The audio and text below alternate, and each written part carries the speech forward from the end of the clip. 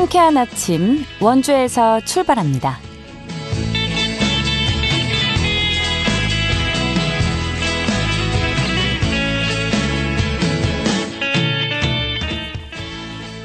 여러분 안녕하십니까? 2월 13일 금요일 KBS 원주방송국에서 보내드리는 상쾌한 아침 원주에서 출발합니다. 저는 진행의 이은주입니다.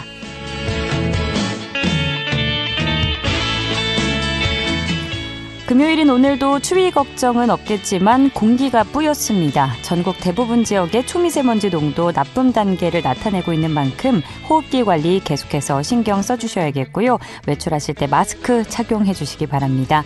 오늘 하늘은 흐린 가운데 한낮에 10도 예상되고요. 설 연휴 기간에도 강력한 한파 걱정은 안 하셔도 되겠는데요. 가끔 약간의 눈비가 내릴 수 있겠지만 전반적으로 나들이 하기 무난한 날씨 예상됩니다. 모쪼록 건강하고 안전하게 편안한 명절 보내시기 바랍니다. 오늘 준비한 소식입니다. 올해 봉산동으로의 이전을 앞둔 원주교도소의 현 부지 활용 방안을 두고 의견이 엇갈리고 있습니다. 이 밖에도 원주 곳곳의 유휴지 활용 문제도 지역 현안으로 떠오르고 있는데요. 관련 이야기 나눠보고요. 원주시가 오는 3월부터 11월까지 원주 걷기 여행길 프로그램을 운영합니다. 리포터 코너에서 전해드립니다. 끝으로 취재기자 연결해 주간 도내 주요 이슈 점검해 보도록 하죠. 2월 13일 금요일 상쾌한 아침 원주에서 출발합니다.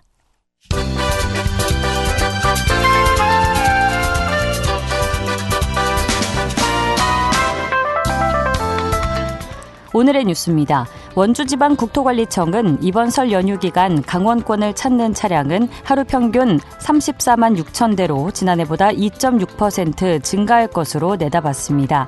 기성길은 서울에서 강릉까지 최장 4시간 30분, 귀경길은 강릉에서 서울까지 6시간이 예상됩니다.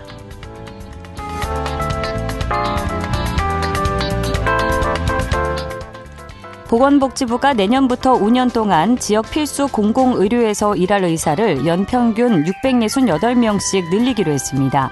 이에 따라 내년 강원 지역 의사 증원 필요 규모는 79명으로 산정됐는데요. 이에 맞춰 강원대와 한림대 등 강원 4개 의대의 입학 정원도 단계적으로 늘 전망입니다.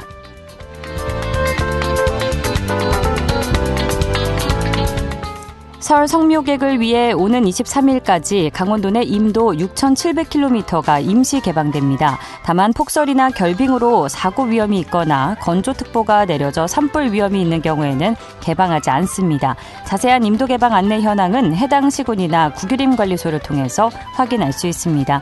오늘의 뉴스였습니다.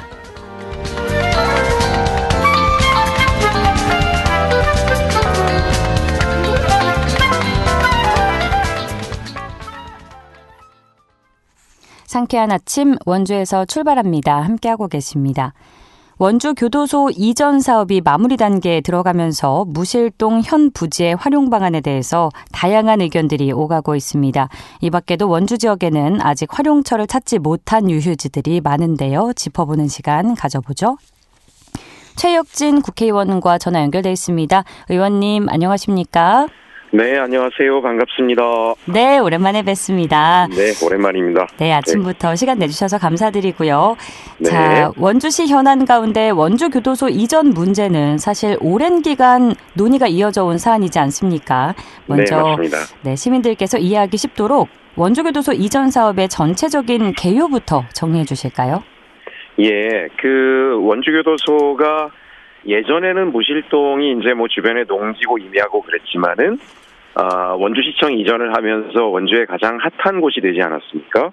근데 이제 교도소가 그곳에 위치하다 보니까 지역 개발에 어려움이 많이 있었는데요. 무실동 교도소 이전이 진즉에 결정이 나서 올해 하반기에 봉산동 이전하는 교도소가 이제 완공되어 이전이 완료가 될 예정이지 않습니까? 네네. 그래서 이제 그 사이에 그러면 이 부지를 어떻게 활용할 건가에 대해서는 준비가 되어 왔습니다. 19년에 국유재산 토지개발 선도사업지로 선정을 했고요. 문재인 정부 때 20년 5월에 원주시의 개발 구상안을 반영을 해서 기재부와 협의를 끝낸 상태입니다. 네. 그리고 25년에 이제 개발 구상안 협의가 완료가 돼 있는데 사실 구체적으로 어떻게 개발할 것인가가 지금부터 화두일 것 같고요. 주민들의 욕구에 맞는 개발이 이도록 잘 준비가 돼야 되겠지요. 네, 특히 이 무실동 기존 교도소 부지 활용 방안을 두고 다양한 의견이 오가면서 논의가 길어졌는데요.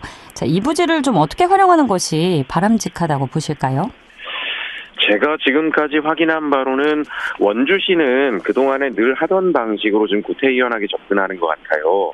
이게 뭐냐면 LH공사의 모든 권한을 맡기고 LH가 기획을 해서 이 공간을 개발하는 쪽으로 하고 있는데요. 예. 사실 그렇게 되면 어떤 문제가 생기냐면 LH는 개발을 하고 분양 수익률을 먹고 빠지면 그만입니다. 근데 그것이 정말 원주시에 필요한 개발인지에 대해서는 보증하기가 쉽지 않고요. 예를 들면 남원주 역세권만 보더라도 남원주 역세권에 아직도 그 많은 이렇게 부지들이 남아있지 않습니까? 네. 건물들이 많이 안 들어서고. 하지만 LH는 분양만으로 1,000억 원 가까운 수익을 올렸습니다. 그래서 저는 이제 원주시 관계자들이나 이번에 원주시장 후보자들에게 계속 권유를 드리고 있는데요.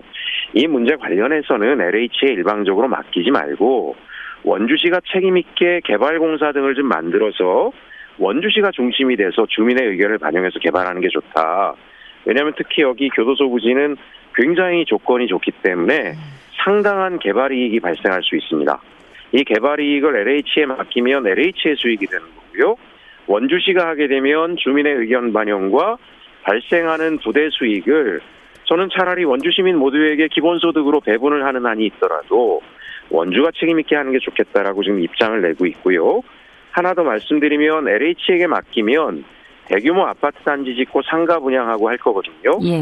근데 이제 제가 알기로 무실동 인근의 기존 상가들도 상권이 예전 같지 않습니다. 어려움이 많다라고 듣고 있는데 이곳에 아파트 단지 일부 짓고 대규모 상권이 또 만들어지면 잘못하면 기존 상가마저 부실화되는 문제가 발생할 수 있고요. 그것이 지금 혁신도시에서도 우리 눈에 목격되고 있지 않습니까? 그래서 이 부분에 대해서 좀 전향적인 접근이 필요하다라고 저는 생각합니다. 네, 무실동 기존 교도소 부지 활용 방안에 대한 의견 주셨고요. 자, 이 밖에도 원주시 곳곳에 여전히 활용처를 찾지 못한 유휴지가 몇 군데 있는 것으로 들었는데 단구동 네. 소재 급양대 부지 일대를 대표적인 사례로 들 수 있다고요. 여기에 대해서는 좀 어떻게 접근해 볼 수 있을까요?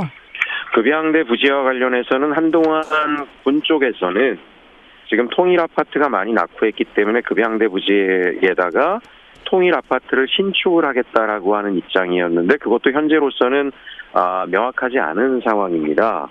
사실 원주 시내 안에 이런 군 유휴지가 군지사 문제도 있지 않습니까? 예. 군지사 문제 같은 경우에도 문재인 정부 때는 예비 타당성 조사 면제를 통해서 개발 계획이 이루어지다가 갑자기 지난 정부에서 다시 예비 타당성 조사를 해야 하는 쪽으로 규제를 해버렸어요.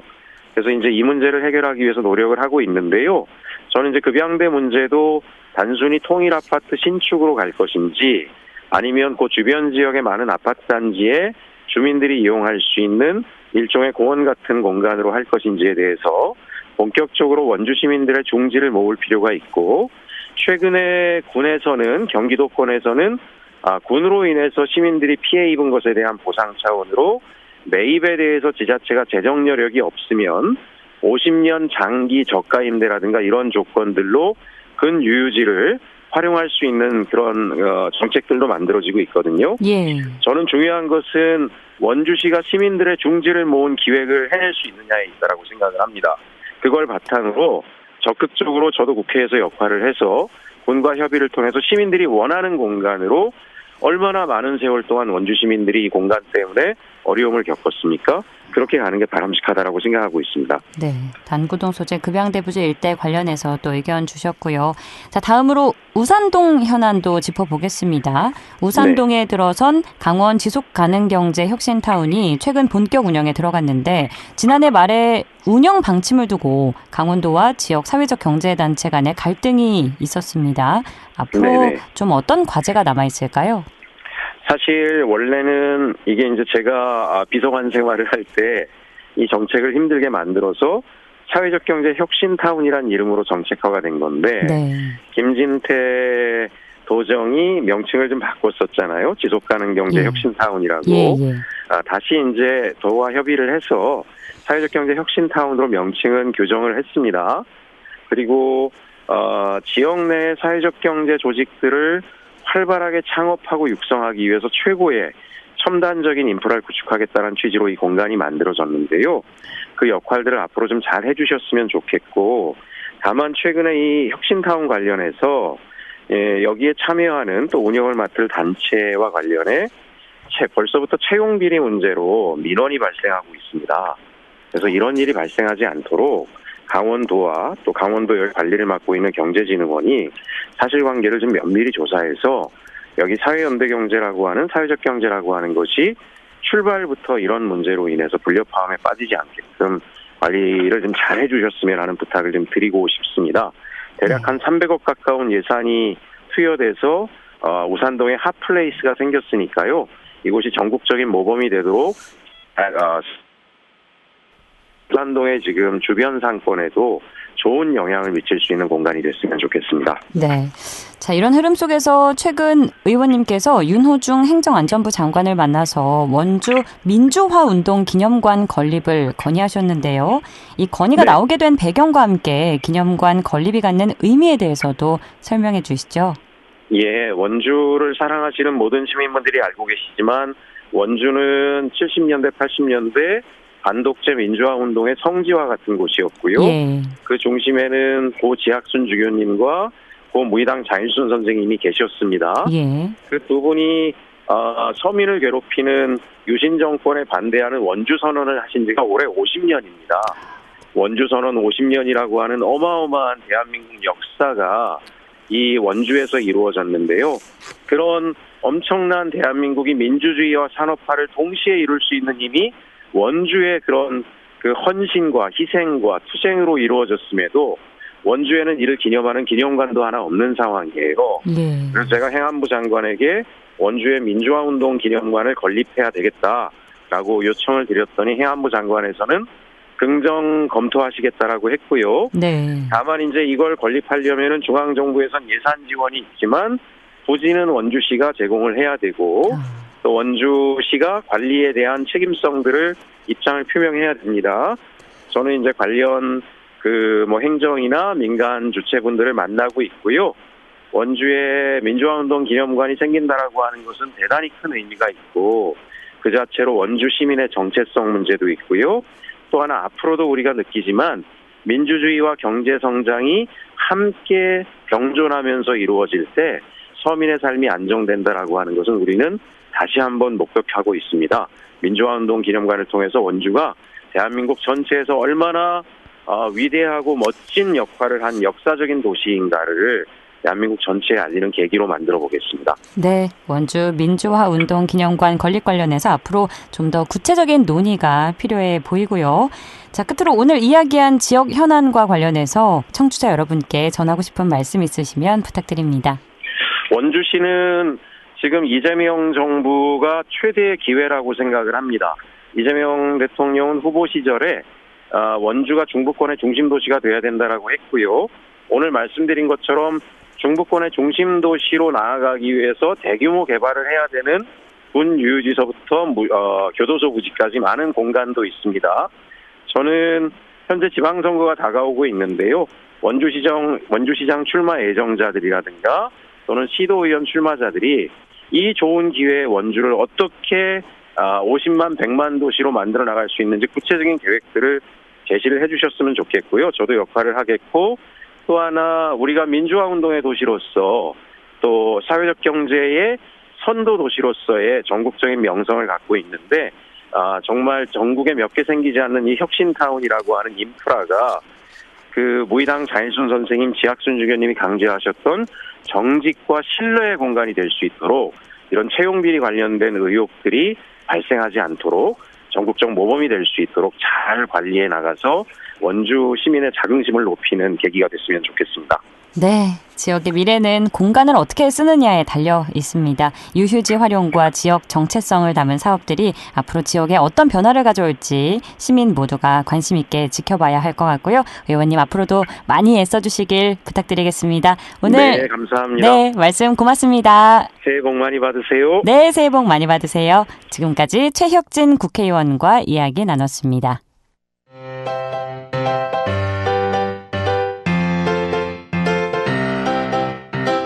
KBS 원주방송국이 유튜브 다시 듣기 서비스를 실시합니다. 매일 아침 강원 영서남부권의 뉴스와 정보를 전해드리는 상쾌한 아침 원주에서 출발합니다는 KBS 원주라디오 유튜브 채널을 통해 다시 들을 수 있습니다.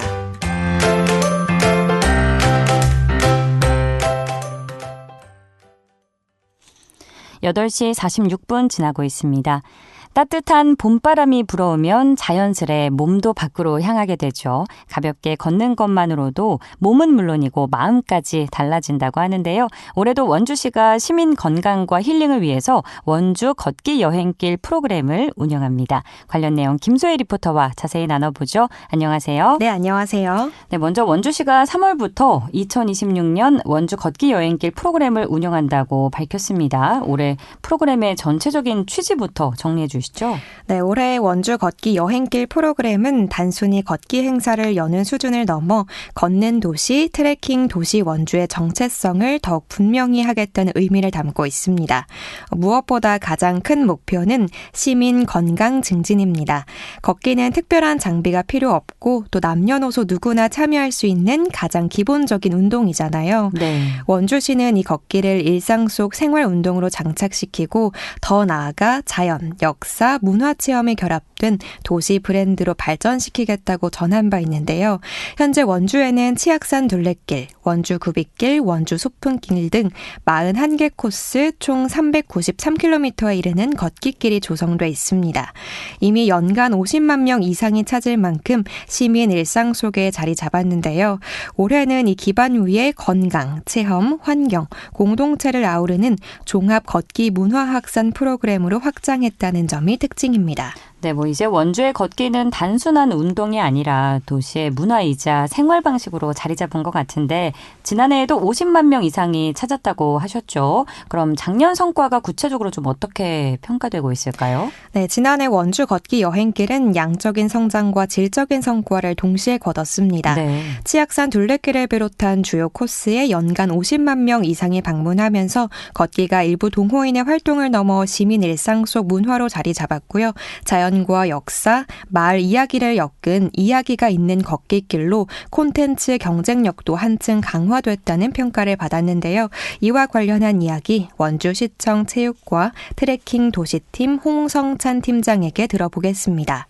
먼저 참여 규모 측면에서 성과가 있었습니다. 치악산 둘레길을 비롯해 원주시가 운영하는 걷기길은 41개 코스 393km에 달합니다. 연간 탐방 인원도 50만 명이 넘어 원주 걷기 여행길은 이미 시민 일상과 관광 및 건강 콘텐츠로 확실히 자리 잡았다는 것을 보여줍니다. 두 번째로 콘텐츠 경쟁력이 강화되었습니다. 단순히 걷는 길을 넘어 자연, 역사, 문화가 어우러진 코스로 구성되면서 원주만의 차별화된 걷기 브랜드를 구축하는 데 성공했다는 분석입니다. 세 번째는 시민 건강의 여가 문화 측면의 성과입니다. 걷기 프로그램이 생활체육과 힐링형 여가로 정착하면서 시민들의 건강 증진은 물론 일상 속에서 자연을 즐기는 문화가 확산되었습니다. 마지막으로 지역 관광 연계 및 경제 파급 효과입니다. 걷기 여행길을 중심으로 주변 상권, 지역 명소 방문이 늘어나면서 체류형 관광의 가능성을 확인했는데요. 이것은 향후 원주 스포츠 마케팅 정책과 연계할 수 있는 중요한 기반이 됐다는 평가입니다.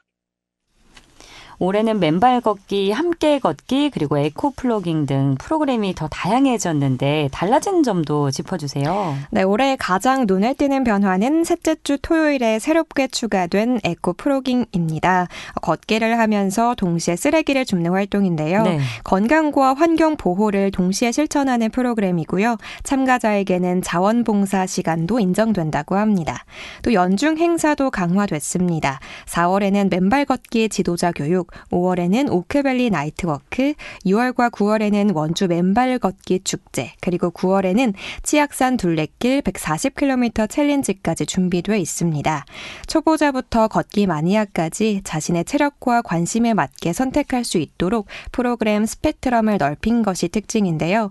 만약에 올해 처음 참여하시는 분들이라면 어떤 프로그램부터 시작해야 할지 고민되실 텐데 지금 소개해드리는 대표 프로그램들의 특징을 참고하셔서 선택해 보시는 것도 좋겠습니다. 그럼 원주시청 체육과 트레킹 도시팀 홍성찬 팀장의 이야기 들어보겠습니다. 먼저 원주 힐링 맨발 걷기는 행구동 운곡 솔바람 숲길을 3km를 맨발로 체험하는 프로그램인데요. 수만 그루의 소나무 숲속에서 자연과 일체감을 느낄 수 있고 땅의 질감, 온도, 습도 등 다양한 감각을 경험하면서 몸과 마음이 정화된다고 말씀들을 하시거든요. 또한 발의 근육 강화와 혈액순환 개선에 도움이 된다고 합니다. 다음으로 치악산 둘레길 함께 걷기는 치악산 둘레길 11개 코스를 걷기 동호인들과 함께 매달 나누어서 완보하는 행사인데요. 치악산 둘레길은 지난해 27만 명이 방문한 걷기길로서 코스마다 다양한 풍광과 아름다운 코스로 구성되어 있고요. 곳곳마다 문화와 역사적 장소를 경유하는 코스입니다. 그래서 치악산 둘레길을 혼자 걷는 것보다 다른 사람들과 함께 걸으며 소통과 협력은 물론 서로 응원하며 걷는 과정에서 사회적 연결감과 소속감을 느낄 수 있는 매력이 있습니다. 원주 걷기 여행길 프로그램에 참여하고 싶은 시민들을 위해서 일정과 신청 방법도 안내해 주시죠. 네, 1년 전체 프로그램 내용을 보시려면 치악산 둘레길 홈페이지 공지사항에 2026 원주 걷기 여행길 프로그램 안내라고 올려져 있는데요. 이 부분을 참고하시면 되겠습니다. 네, 걷는다는 건 어쩌면 가장 단순하지만 또 가장 확실한 건강 습관일지도 모르죠. 올해도 원주의 길 위에서 몸도 마음도 한 걸음 더 가벼워지길 바라겠습니다. 오늘도 소식 고맙습니다. 김소혜 리포터였습니다. 네, 감사합니다.